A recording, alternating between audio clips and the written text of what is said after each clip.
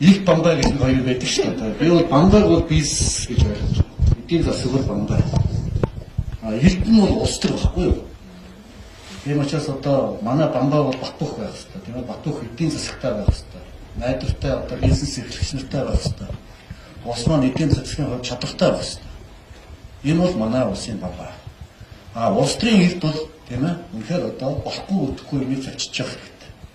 Тийм учраас өнөөдөр бизнес эрхлэгч нар одоо улсын салбарын төлөөлөгч та бүхэнтэйгээ уулзч би нэг зүйлийг та бүхэндээ бас амлыг гэж бодож байна. Энэ бол хэрвээ Монгол улсын төр засгаас хэн нэгэн албан тушаалтан та бүхний хууль бусаар давтлах, хууль бусаар шахалт үзүүлэх,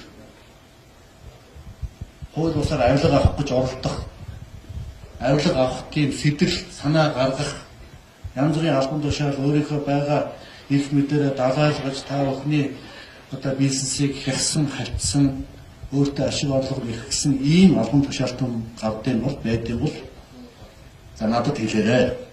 Би тэрийг чинь харин тэр сэлмээрээ сайхан тавьчаад байна.